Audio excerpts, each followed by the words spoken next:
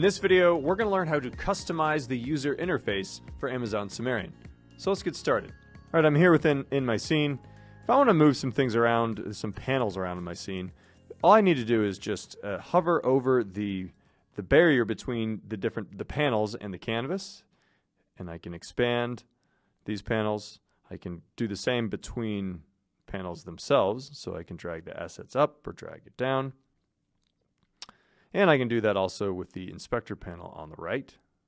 So I can expand it, reduce it, and I can also go ahead and hide these left and right panels by clicking these expand panel buttons over here on the bottom.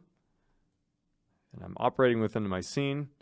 Still have everything, all the inspector panel, it just is not appearing. And that is how you edit or customize the UI of your Amazon Sumerian editor.